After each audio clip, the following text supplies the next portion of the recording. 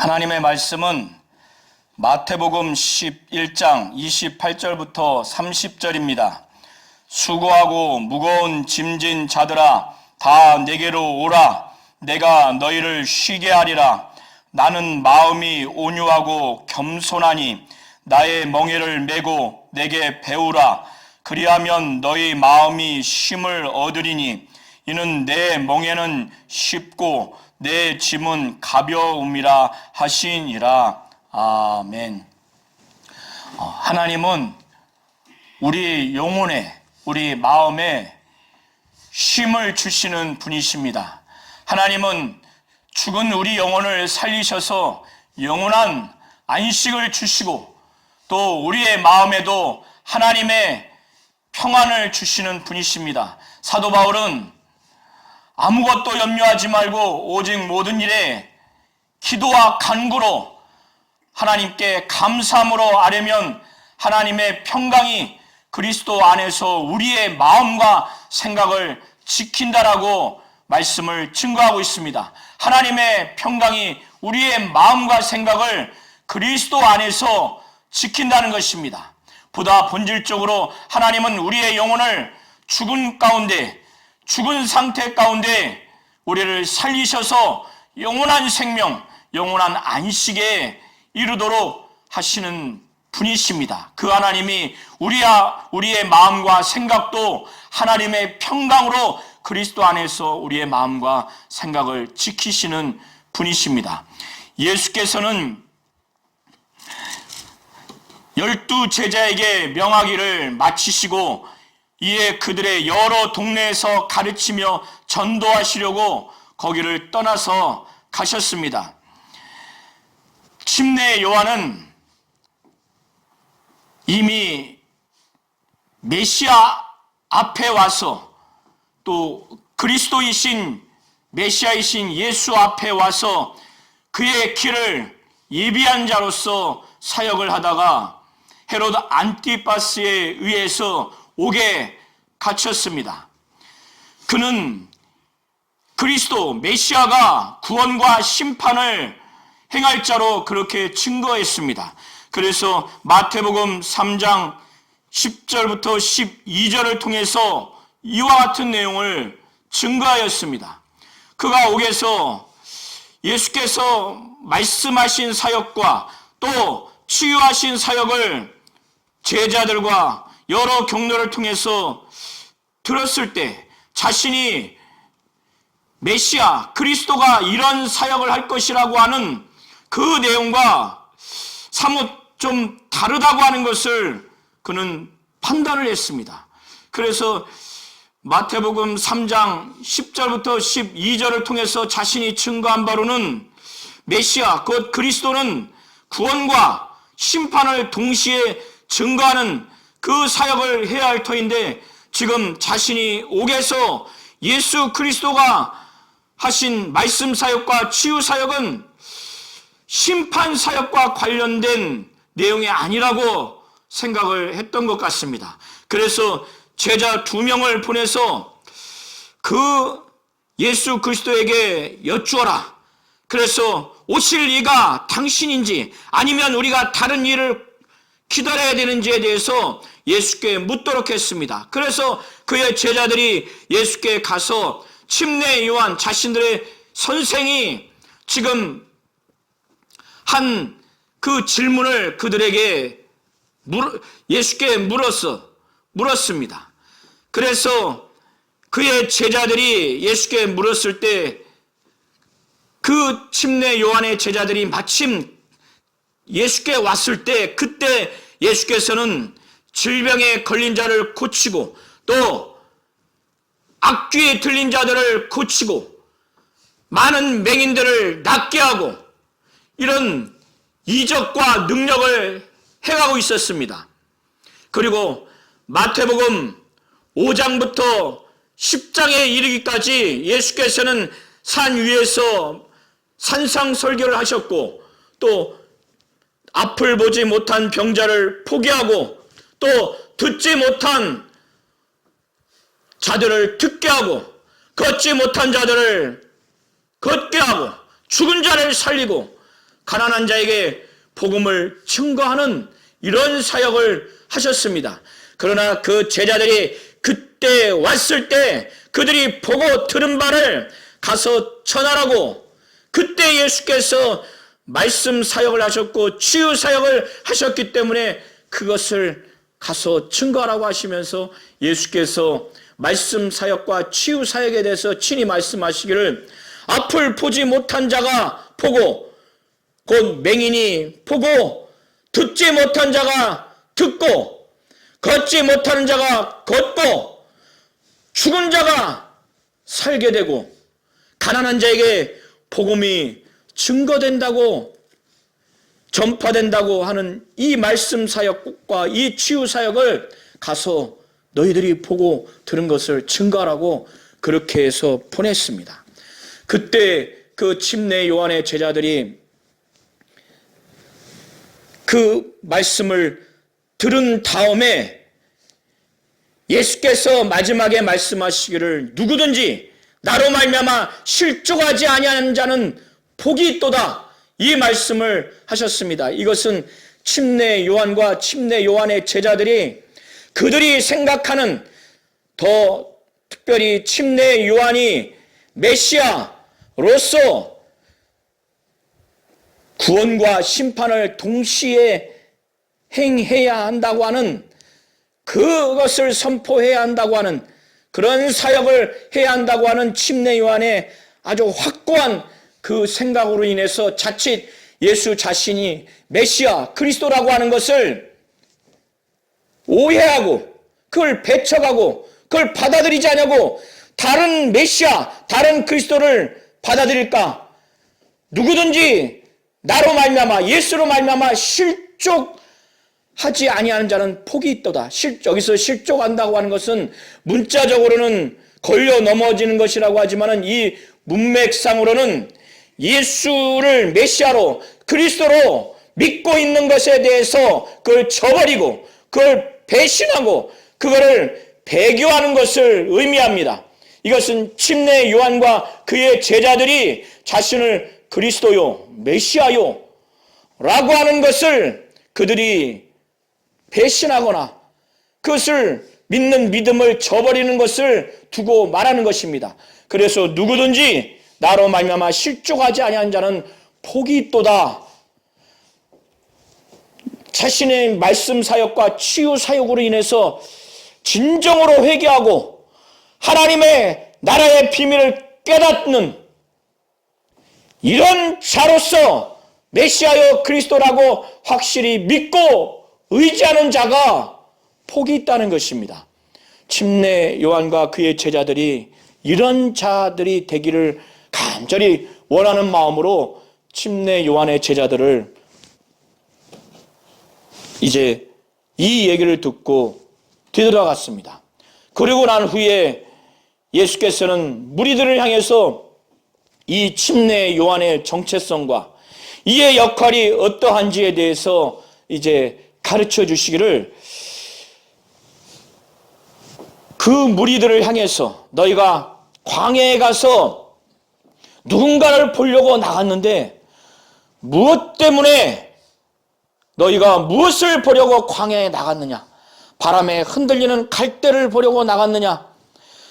그러면 너희가 무엇을 보려고 나갔느냐? 부드러운 옷을 입은 사람이냐? 부드러운 옷을 입은 사람은, 사치하는 사람은 저 광야에 있지 아니하고 왕궁에 있다라고 말씀을 하십니다. 그런데 많은 무리들이 사실 광야에 나간 것은 선지자를 보러 나간 겁니다.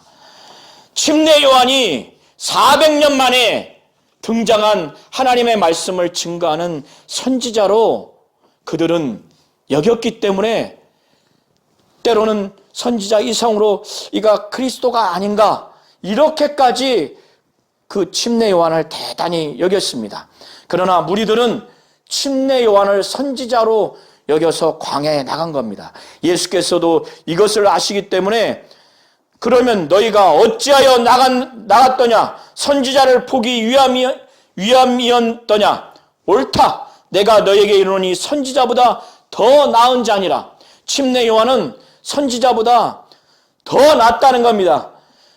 이때까지 침례 요한이 나타나기까지 어떤 선지자보다 참으로 훌륭하다는 겁니다. 참으로 나은 선지자라는 겁니다. 너희가 선지자를 보러 나갔더냐? 옳다. 그들의 행위가 옳다고 말하는 것입니다. 그래서 예수께서 친히 말씀하시기를 구약 말라기 3장 1절의 말씀을 인용하면서 그 말라기 선지자가 예언한 이 선지자, 오리라 한 이 엘리야가 바로 침례 요한이라고 말씀을 하셨습니다. 10절에 기록된 바 보라 내가 내 사자를 내 앞에 보내노니 그가 내 길을 내 앞에 준비하리라 하신 것이 이 사람에 대한 말씀이니라. 하나님께서 내가 내 사자를 내 앞에 메시아 그리스도 앞에 보내노니 그가 내 길을 메시아 그리스도가 오고자 하는 그 길, 메시아가 가고자 하는 그 길을 내 앞에 준비하리라 한 것이 바로 예수는 이 사람에 대한 말씀이라 이렇게 말씀을 하셨습니다. 더 나아가서 예수께서는 진중하게 말씀하시기를 내가 진실로 너희에게 말하노니 여자가 낳은 자 중에 침례 요한보다 큰 이가 일어남이 없답니다. 여자가 낳은 자 중에 곧 인간 중에 침례 요한보다 큰 이가 일어남이 없다는 거예요. 구약의 그 어떠한 제사장, 어떠한 선지자, 어떠한 왕, 인간이 여인이 낳은 자 중 인간 중에서 아무리 훌륭하고 아무리 크다 할지라도 침례 요한보다 큰 이가 일어남이 없다는 거예요. 그러나 천국에서는 지극히 작은 자보다 지극히 작은 자가 있다 할지라도 구원받은 저 하늘나라에 있는 자 중에서 지극히 작은 자보다 침례 요한이 작다는 거예요. 그 지극히 작은 천국에 있는 자가 침례 요한보다 크다는 겁니다. 그것은 옛 언약의 곧 동물의 그 피로 말미암아 언약한 옛 언약 백성 중에서 침례 요한이 가장 크지만은 예수의 피로 말미암아 새 언약 예수로 말미암아 하나님의 나라에 들어간 그러한 천국 백성은 옛 언약 동물의 피로 말미암아 체결된 옛 언약에 속한 백성 중에서 아무리 크다 할지라도 침례 요한은 예수의 피, 예수의 공로로 말미암아 새 언약으로 체결된 이 언약으로 말미암아 천국에 들어간 지극히 작은 자보다 작다는 거예요. 새 언약 백성이 아무리 작더라도 옛 언약 백성 중에서 가장 큰 침례 요한보다 크다고 하는 것입니다. 침례 요한은 그 침례 요한의 그 때까지 바로 침례 요한이 활동하는 그때까지가 모든 율법과 모든 선지자와 율법이 예언한 그 구약의 마지막 때입니다. 그래서 모든 선지자와 율법이 예언한 것은 침례 요한까지라는 겁니다. 그런데 침례 요한의 때로부터 이 침례 요한은 구약의 마지막이고 곧 옛 언약의 마지막이고 새 언약 하나님의 그 나라의 시대의 이 시작입니다. 바로 도약 시점입니다. 침례 요한의 때로부터 지금까지 천국은 침노를 당하나니 침노하는 자는 빼앗는다는 것입니다. 누가복음 16장 16절에는 율법과 선지자는 요한의 때까지요 그 후부터는 하나님 나라의 복음이 전파되어 사람마다 그리로 침입한다는 거예요.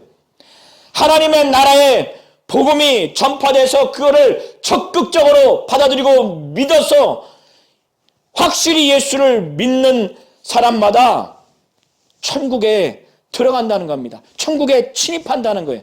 그래서 이거를 보다 아주 강렬하게 표현하기를 침례 요한의 때부터 지금까지는 천국은 침노를 당한다는 거예요. 예수를 믿는 믿음, 하나님 나라의 복음을 받아들이고 그걸 확실히 믿고 이런 자들이 이 천국을 마치 적극적으로 하나님의 나라를 들어가려고 하는, 적극적으로 마치 하나님의 나라를 막 빼앗듯이 간직하려고 하는 자들이 그 하나님의 나라에 막 침입한다는 거예요. 이것을 마태는 천국은 침노를 당한다는 거예요. 이렇게 믿음이 있는 자들을 향해서, 자들을 통해서 적극적으로 침노를 당하니 침노하는 자는 빼앗는다는 거예요. 천국을 누구든지 빼앗는다는 것입니다. 이렇게 예수께서는 증거하고 있는 것입니다. 14절부터 15절에 만일 너희가 즐겨 받을진대 오리라 한 엘리야가 곧 이 사람이니라 귀 있는 자는 들을지어다. 그러니까 너희가 만약에 즐겨 받을진대, 너희들이 마음의 문을 열고 정말 하나님의 말씀을 받아들이는 그런 자세가 된다면 오리라 한 엘리야가 곧 이 사람이라는 것을 분명히 알 수 있다는 거예요. 이러한 침례 요한이 예언된 오리라 한 엘리야라고 하는 것을 확실히 받아들일 수 있다는 것입니다. 그래서 귀 있는 자는 정말 들었으면 좋겠다.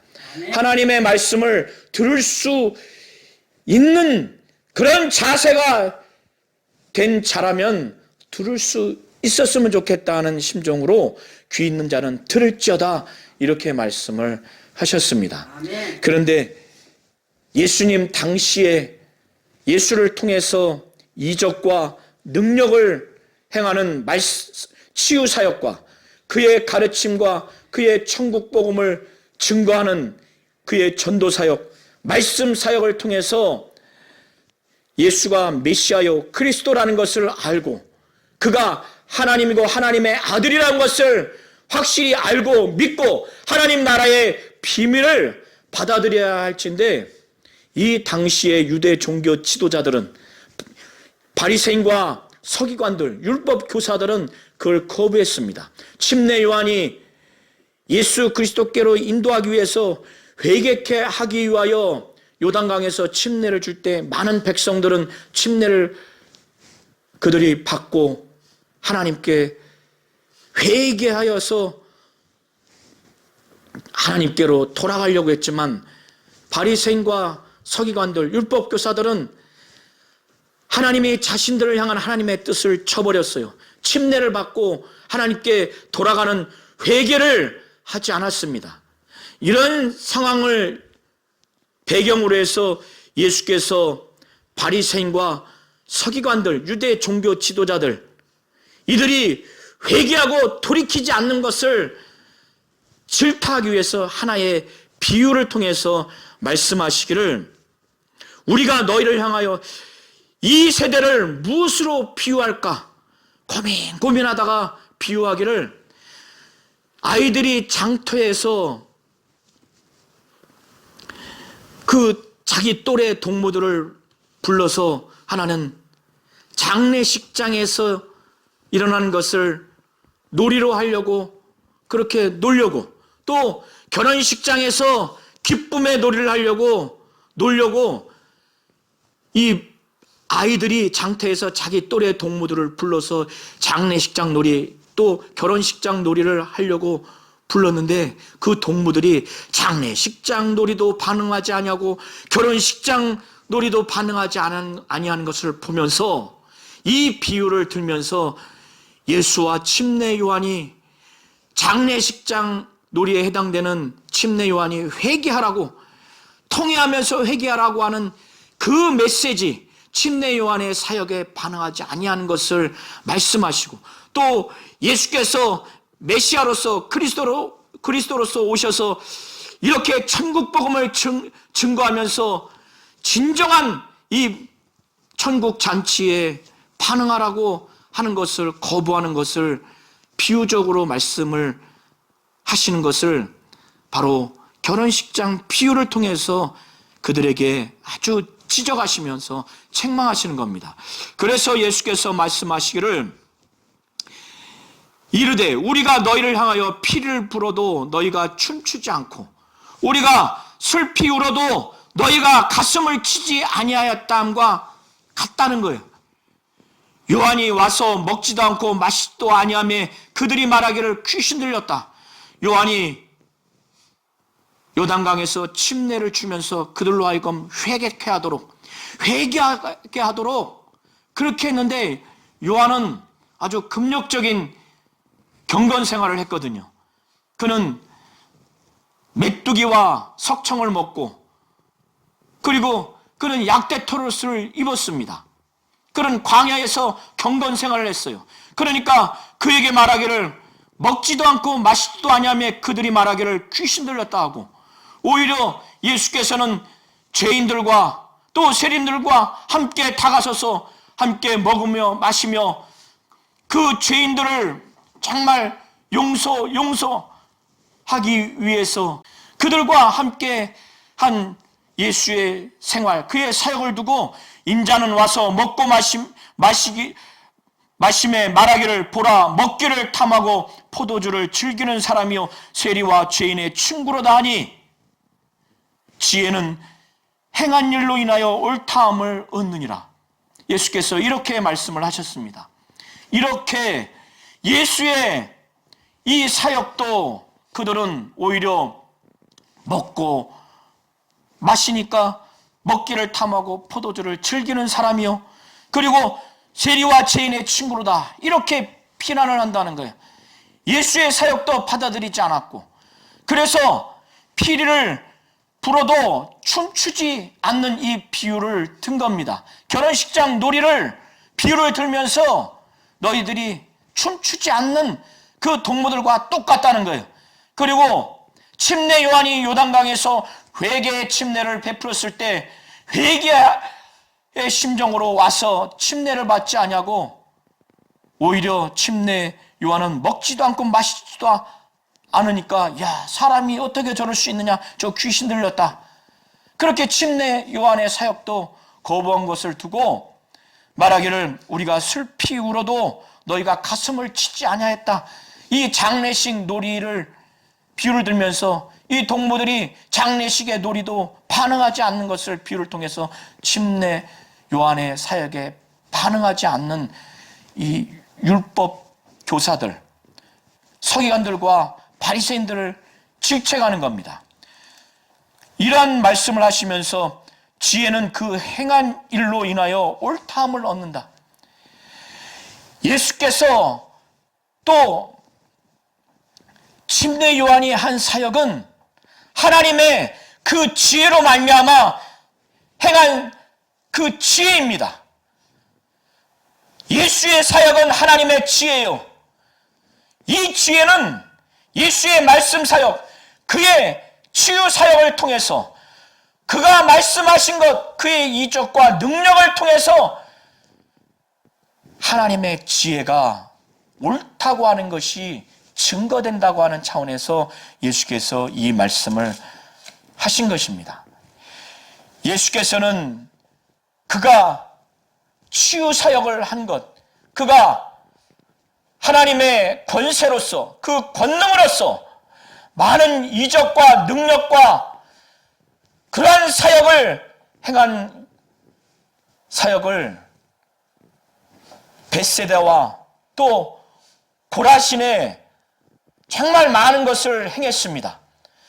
그래서 예수께서 권능을 가장 많이 행하신 고을들이 그러한 죽은 자를 살리고 병자를 고치고 귀신을 내어 쫓고 앉은 뱅이가 일어나고 앞을 보지 못하는 자가 보게 되고 듣지 못하는 자가 듣게 되고 말 못하는 자가 말을 하게 됐으면은 이것을 봄으로 인해서 정말 예수가 하나님이고 하나님의 아들이구나, 메시아구나, 그리스도구나 라고 하는 것을 정말 믿어서 이들이 그 예수의 치유사역, 엄청난 권능을 통해서 하나님 앞에 회개하고 예수를 믿어야 되는데 예수는 가장 많이 권능을 행한 고우들이 하나님 앞에 회개하지 아니하고 예수 자신을 메시아 그리스도라고 확실히 믿고 회개하지 아니한 이것을 보면서 아주 분노가 일어났습니다.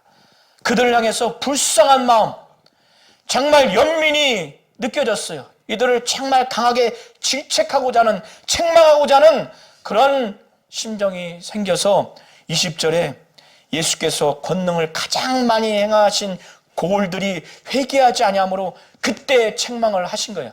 그래서 말씀하시기를 화 있을진저 고라시나 화 있을진저 벳세다야 너희에게 행한 모든 권능을 두로와 시돈에서 행하였다면 그들이 벌써 베옷을 입고 제에 앉아 회개하였으리라. 이 고라신과 벳세다가 가장 많은 권능을 행했는데 회개하지 않는다는 거예요. 그래서 이 두 고울에 대해서 화 있을진저 아주 심판과 형벌의 그 말씀을 하시는 겁니다. 연민도 있겠지만은 아주 심판하고 형벌하는 화 있을진저 너희들에게 행한 모든 권능을 저 두로와 시돈에서 행했다면 그 지역은 벌써 너희와 다르게 베옷을 입고 제에 앉아 회개했을 거라는 겁니다. 베옷은 약대털로 만들어진 옷입니다. 베옷을 입고 죄를 뿌리고 죄에 앉는다고 하는 것은 회개에 대한 슬픔, 그 죄에 대한 그 슬픔, 그 진정으로 회개하는 그 표시로서 베옷을 입고 죄를 뿌리고 또 죄에 앉는 것을 말하는 겁니다. 두로와 시돈 지역은 이방 지역인데 이것은 타락한 지역이라는 거예요.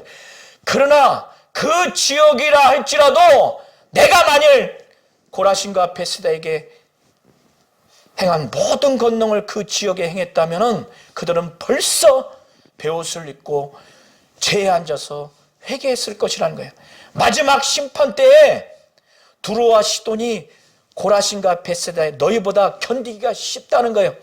너희들이 그만큼 타락했다는 거예요. 왜? 메시아인 그리스도가 오셔서 가장 많은 권능을 행했기 때문에 이 정도 권능을 행했다면 회개했어야 된다는 거예요. 두로와 시돈은 이러한 권능을 보지도 듣지도 못했다는 거예요. 이것을 그렇기 때문에 그들은 이것을 만약에 그들 가운데 행했다면 돌이켰다는 겁니다. 또 가버나움, 이 가버나움 지역도 아주 교만해요. 이 가버나움 지역은 예수께서 사역의 본거지로 삼은 지역입니다. 그 지역에서 예수께서는 많은 이적과 능력을 나타내 주셨는데 이 가버나움 지역 그 사람들이 교만하고 거만하기 때문에 그들 역시도 돌이키고 회개하지 않았어요. 그들은 얼마나 교만하고 거만하냐? 그들 자신은 예수가 그리스도요 메시아라고 진정으로 알 수 있는 권능들, 말씀을 들었음에도 불구하고 돌이키지 않은 그런 심령들이에요. 그들의 심령은 거기에서 머물지 않냐고 그들이 그렇게 할 수밖에 없는 그들의 심령은 그들의 마음이 아주 교만하고 거만해요. 그들의 마음이 얼마나 교만하고 거만하면 하늘에까지 높아졌다는 거예요. 그들의 마음이, 그들의 교만하고 거만함이 하늘에까지 높아졌다는 겁니다. 그러나 그들의 실상은 예수께서 말씀하시기를 내가 하늘에까지 높아지겠느냐? 음부에까지 낮아지리라. 그들은 구원받지 못한다는 거예요. 지옥 형벌에 떨어진다는 거예요. 그들은 이 영적 실상을 알지 못하죠. 그들은 하나님의 뜻대로 사는 것처럼 자신들이 최고인 것처럼 예수를 메시아 그리스도라고 인정하지 않을 만큼 그들의 심정이 교만하고 거만하지만은 그래서 그들의 마음이 하늘에까지 높을 만큼 예수께서 지적하시는 거예요. 내가 하늘에까지 높아지겠느냐?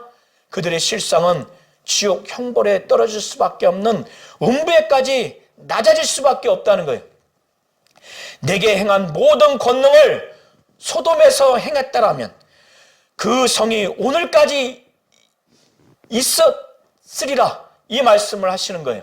소돔은 구약의 대표적인 아주 타락의 온상인 지역입니다. 하나님께 저주와 형벌을 받은 지역이에요.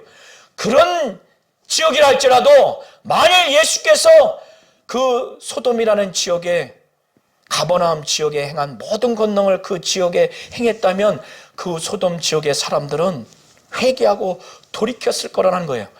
예수가 메시아 그리스도라는 것을 확실히 믿고 돌이켰을 것이라는 거예요. 그래서 예수께서 내가 너희에게 이르노니 마지막 그 심판날 소돔 땅이 너보다 견디기 쉽다는 거예요. 마지막 주님이 재림하셔서 심판하는 날 소돔 지역과 이 가버나움 지역이 심판받을 때 이 소돔 지역의 심판과 형벌이 가버나움 지역의 심판과 형벌보다 경하다는 거예요. 여기가 더 중하기 때문에 소돔 땅이 가버나움 지역보다 견디기가 쉽다는 겁니다. 예수께서 그만큼 메시아 그리스도로서 이적과 능력과 정말 죽은 자를 살리고 정말 많은 치유 사역을 했기 때문에 이것을 봤으면, 이 권능의 사역을 봤으면, 이 권능을 행한 것을 봤으면 메시아 그리스도라고 하는 것을 알았어야 되고, 이 메시아 그리스도 예수 그리스도를 통해서 천국 비밀을 알았어야 된다는 겁니다. 예수께서는 그때 대답하여 말씀하시기를, 이렇게 고라신과 벳세다, 가버나움이 많은 권능을 행했지만 예수가 그리스도요 메시아라고 하는 것을 알지 못하고 돌이키지 못하고 회개하지 못하고 천국 비밀을 알지 못하는 이 실상, 율법 교사인 서기관과 바리새인들이 예수를 그리스도요 메시아라고 진정으로 믿지 아니하고 천국 비밀을 정말 알지 못하는 이 영적 실상에 대해서, 이것은 하나님의 뜻이었구나.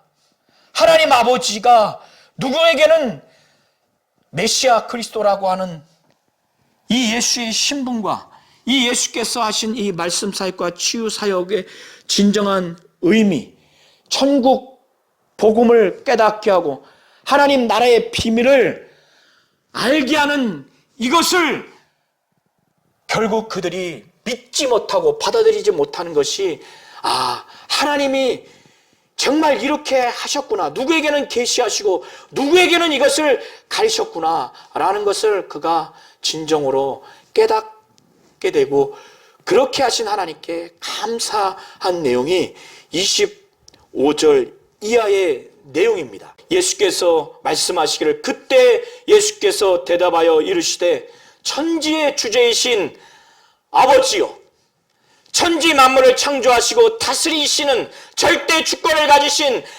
아버지요, 이것을 지혜롭고 슬기 있는 자들에게는 숨기시고 바로 바리새인과 서기관들 같은 자신들이 하나님의 뜻을 알고 성경도 잘 알고 하나님의 뜻대로 살기 때문에 예수가 그리스도요 메시아라고 인정하지 않냐고, 예수를 통한 말씀 사역과 치유 사역을 통해서 하나님의 계시를 절대 받고자 하는 마음도 필요성도 느끼지 못하는 인간의 시각에서 지혜롭고 슬기로운 자들에게는 아버지께서 숨기시고, 어린 아이와 같은 자들에게는 바로 예수의 제자들과 그와 같은 자신들은 성경과 하나님의 뜻도 알지 못하고 죄인이고 부족하기 때문에 예수를 메시아요 그리스도라고 인정할 수밖에 없고, 메시아인 또 그리스도인 예수를 통해서 말씀 사역과 치유 사역을 잘 듣고 봄으로 말미암아 천국 복음과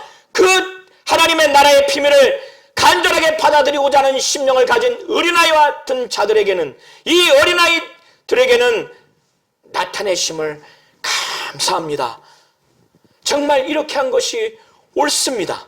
이렇게 된 것이 아버지의 뜻이니다 라고 이런 고백을 하면서, 내 아버지께서 모든 것을 내게 주셨으니 아버지의 권세와 아버지의 권능과 아버지가 친히 이르라고 또 말하라고 명령해 주신 모든 것들을 내게 주셨으니, 이렇게 아들에게 주신 이 모든 것들을 가진 이 아들을, 아버지 외에는 아들을 아는 자가 없고 또 아버지를 아는 자는 오직 아들 외에는 없고, 이 아들이 내가 내 제자들과 이와 같은 자들에게는 내가 그들을 선택해서 그들에게 아버지를 계시해야 되겠다. 아들이 작정한 자, 아들이 소원한 자, 아들의 소원대로 계시를 받은 자 외에는 아버지를 아는 자가 없다라고 지금 영적인 그 실상, 영적인 그 세계와 그 실상을 전제로 해서 왜 이렇게 극소수만 아버지를 알 수밖에 없느냐, 또 아들을 알 수밖에 없느냐라고 하는 것을 배경으로 해서 이 말씀으로 한 것으로 보여집니다. 그리고 난 후에 바리새인과 서기관들, 특별히 율법 교사인 서기관들을 통해서 모세 율법뿐만 아니라 그들의 그 장로들의 유전을 통해서, 구전 율법을 통해서 계속 이스라엘 백성들을 하나님의 뜻대로 율법을 해석해서 적용하는 것이 아니라 그들의 그 장로들의 유전에 의해서 율법을 해석하고 적용한 것을 계속 가리킴으로 인해서 하나님의 뜻대로 율법을 정확하게 해석해서 가르쳐주고 그대로 살도록 하는 것이 아니라 장로들의 유전에 의해서 율법을 해석하고 적용하도록, 율법에도 없는 것들을 자꾸 해석해서 적용해서 아주 너무나 중한 짐을 지우게 하고 너무나 고생하게 한 이 이스라엘 백성들을 향해서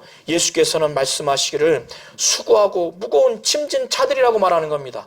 얼마나 괴롭고 힘듭니까? 수고하고 무거운 짐진 자들, 너무나 고통스러운 자들, 하나님의 뜻을 가르쳐주지 못해서 율법을 하나님의 뜻대로 해석하고 적용하도록 가르쳐준 자들이 없어서, 그래서 바리새인과 서기관들에게 정말 이것을 해석하고 가르침을 받고 감시를 받으니 얼마나 수고하고 얼마나 무거운 짐을 지겠어요. 고통스럽겠어요. 예수는 이런 자들을 이렇게 비유하시면서 수고하고 무거운 짐진 자들에게 하면서 이들을 좀 쉬게 해야 되겠다. 영혼도 쉬게 하고 마음도 쉬게 해야 되겠다. 그래서 이 바리새인과 서기관들, 특별히 율법교사인 서기관들, 그들 수하에 있는 상태에서 끄집어내서 예수께로 오도록 이렇게 해야 되겠다라는 간절하고 국률한 마음으로 예수께서 말씀하시기를 수고하고 무거운 짐진 자들아 다 내게로 오라. 내가 너희를 쉬게 하리라. 나는 마음이 온유하고 겸손하니, 바리새인과 서기관들은 온유하지 못하고 거만하기 때문에, 더 근본적으로 하나님의 뜻을 알지 못하기 때문에 그들이 율법을 또 장로들의 유전을 해석하고 그것을 적용한 것들을 계속 지켜야 된다고 올가매니까 얼마나 수고하고 얼마나 짐이 무겁겠어요. 쉴 수가 없어요. 영혼은 살 수가 없고 마음은 짓눌려 있는 그 상태에서 예수께서 나는 마음이 온유하고 겸손하다고 말합니다. 내게로 와라. 나는 마음이 온유하고 겸손하다. 온유하고 겸손한 주님께로 가니 얼마나 그가 정말 하나님의 뜻대로 율법을 해석하고 가르치고 하지 않겠어요? 그래서 내게 오라고 하는 겁니다. 나의 멍에를 매라고 하는 거예요. 바리새인과 서기관들이 짊어진 그 멍에, 그 짐은 너무나 수고하고 너무나 짐이 무겁다는 거예요. 그러나 예수의 멍에는, 예수도 멍에를 매지만 그들과 같이 매기 때문에 예수가 메우는 자신의 멍에는 쉽다는 겁니다. 그리고 예수가 그들에게 지어지는 짐은 가볍다는 거예요. 예수의 멍에는 그들이 오기만 하면 그 멍에를 같이 매니까. 예수께서 고난당하시고 죽으시고 부활하시고, 그래서 예수의 공로와 피로 말미암아 이들이 쉴 수 없는, 영혼이 살지 못하고 마음이 쉴 수 없는 이들에게 참 구원과 참 평안과 참 마음의 쉼을 줄 수 있다는 의미로 보시면 됩니다. 그래서 마음이 온유하고 겸손하고 예수의 멍에를 그들이 맨 상태에서 이 내 멍에를 메고 내게 배우라는 거예요. 하나님의 뜻대로 하는 율법을 해석하고 적용하는 이 예수의 가르침을 배우라는 거예요. 그 가르침대로 정말 순종하고 복종하는 것을 배우라는 겁니다. 그렇게 배우면 너희 마음이 힘을 얻는다는 거예요. 왜냐하면 내 멍에는 쉽고 내 짐은 가볍기 때문에 그렇다는 것입니다. 하나님은 예수의 멍에와 예수의 짐을 우리가 지고 그것을 메우고 주님이 하나님의 뜻대로 율법을 해석하고 적용하고 그래서 순종하고 복종하는 그 삶을 그 예수로부터 배우기를 원하는 겁니다. 예수의 멍에는 우리에게 전적으로 지우지 않냐고 그가 먼저 멍에를 찢고 우리로 오게 해서 지게 하는 거예요. 예수의 짐은 그래서 가벼운 겁니다. 그런 상태에서 배우라는 거예요. 예수의 멍에는 쉽고 그 짐은 가볍기 때문에 이렇게 배우기만 한다면 영혼이 구원받고 영혼이 참 평안을 얻고 마음에 쉼을 얻을 수 있다는 겁니다. 하나님은 우리에게 정말 이 예수의 멍에와 짐으로 말미암아 우리로 하여금 수고하고 무거운 짐진 자가 다 예수께로 와서 영혼이 참 평안을 얻고 마음의 쉼을 얻게 하기를 원하시는 분이 바로 하나님이십니다.